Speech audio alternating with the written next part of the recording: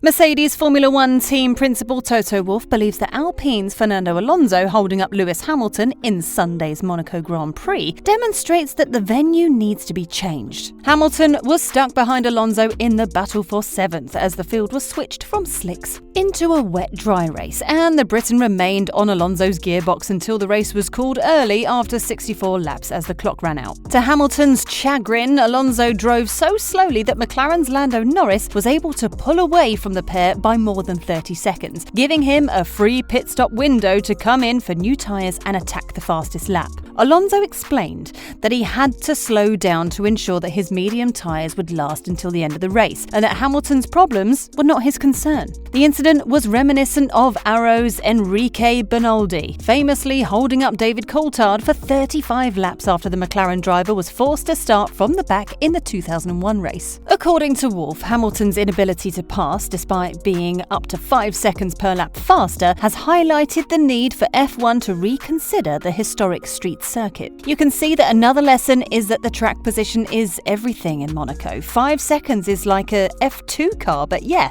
I think we need to look.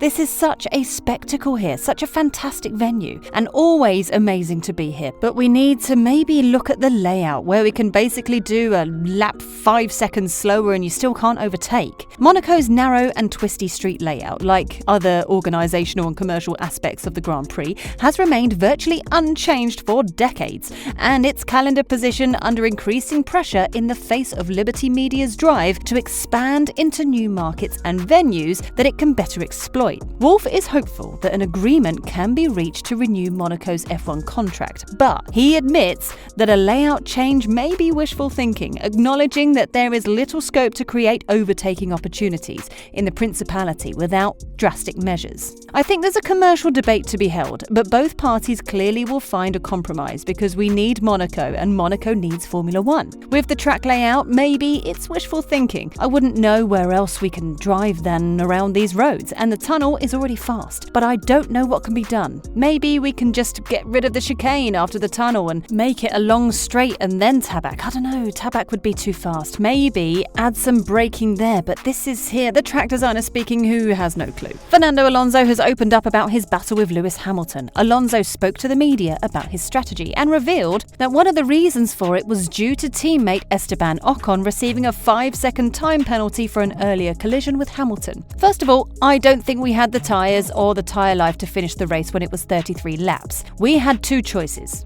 to refit the hard tyres from the beginning of the race, or put the medium tyre on. We put on the medium tyre, but our life estimation was shorter than 33 laps, so we didn't know if we could finish the race. I managed the tyres for 15 laps, and then I pushed for the remaining 15 laps when they told me that Esteban had a penalty. As Hamilton watched the leaders, including teammate George Russell, open up a more than half-a-minute lead ahead, a frustrated Hamilton could be heard asking his team why Alonso's pace was so slow. When asked about slowing down Hamilton, Alonso was less than sympathetic. "Not my problem." Safe to say, Wolff was not pleased with that quip. He believes Alonso's pace, combined with his earlier crash with Esteban Ocon, for which the Alpine driver was given a 5-second time penalty, cost Hamilton a better finish than his P8 on the day. Absolutely. First of all, there was the incident with Esteban, for which he got a penalty. Then yeah, he could have been right there and closed Lando's pit stop window, or even have fought with Lando and George in the front, because that was his pace. The regs are the regs,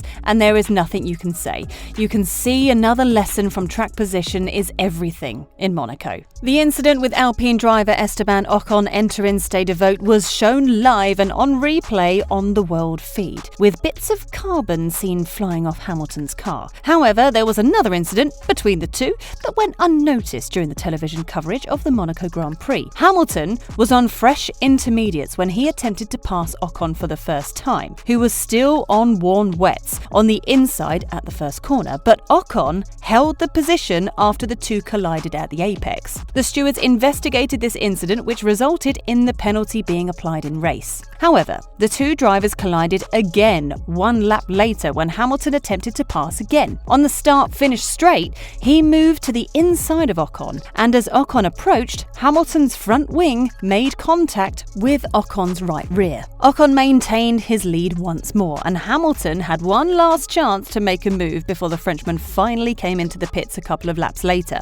Mercedes confirmed that the front wing end plates had been damaged. However, it is unclear whether the stewards were aware of the incident and investigated it. The other incident was not mentioned by Hamilton or Ocon after the race, and they were not questioned about it because it went unnoticed. Hamilton appeared uninterested in discussing the contact that resulted in Ocon's penalty, but Ocon was clearly annoyed by it. "I was just covering the inside. The inside line is wet. Lewis is on faster tyres, obviously. And any overtakes that have been made in Monaco, there was contact. You can't list one in the last couple of years that there's been no contact or leaving the track or anything. We tried hard. We raced hard. Obviously, there was a bit of contact, but that should be a racing incident, and it's a bit frustrating." Hamilton's battle with Ocon, like the Alonso incident, served as a perfect example of the Monaco track's problems, in that it is nearly impossible to overtake without drama. However, Hamilton's issues were not only with the city's narrow streets, but also with his car. At the previous race in Spain, the team implemented upgrades that reduced the porpoising and improves the W13's performance. However, new issues arose in Monaco, where the team discovered its car was bouncing once more. Hamilton stated that the team still needs to learn more about its 2022 car, but despite the fact that his championship hopes are realistically over, he does not believe the team should abandon work on its current car in favour of next year's. I've not really thought about that. I think we've got to figure out what's wrong with this car before we can make another car. If we just started making another car, we could easily get it wrong. So I think it's about getting on top of this one fully, which we still haven't got on top of, and then giving us a guideline of where to go. There's definitely loads of things that I would not want from this car onto next year's car, so I've already put those in. Toto Wolff, team principal, stated that the rough ride both drivers complained about in Monaco was due to the stiffness of the car rather than a return to the aerodynamic issues that caused violent bouncing previously.